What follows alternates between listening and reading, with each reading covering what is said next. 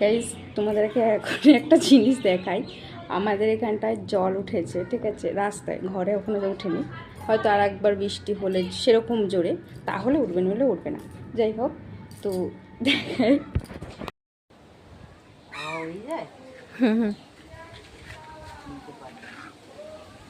আমার বৃষ্টি আবে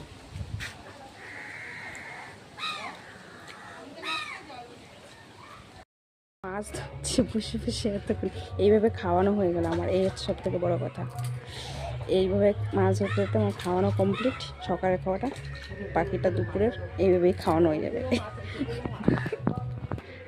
আমার মনে হয় বাচ্চাদের মানে একমাত্র মায়েরাই বুঝতে পারছে। এখন আমি যেহেতু মা হয়েছি, এখন আগে হয়তো মানে আগে বুঝতাম না, এখন যেহেতু মা হয়েছে তো এখন বুঝতে পারছি যে বাচ্চাদের খাওয়ানোটাই মানে যে করেই হোক খেলেই হলো। তো ওই জন্য খাওয়ানোটাই ইম্পর্টেন্ট হয়ে দাঁড়ায়। মানে সবথেকে বড় কাজ মনে হচ্ছে ওদের খাওয়ানো।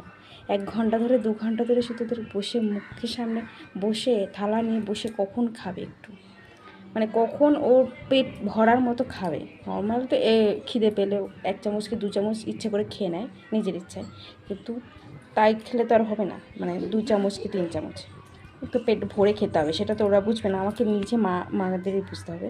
তো কীভাবে খায় তার জন্য থালা বাসন, মানে মানে আমার মেয়েরা তো আমি এরমই দিই, থালা বাসন, গাড়ি, আমার সারা জিনিসের বাক্স, মানে খেলার মধ্যে থেকে কখন কীভাবে খাবে আমি সেটা ভাবি।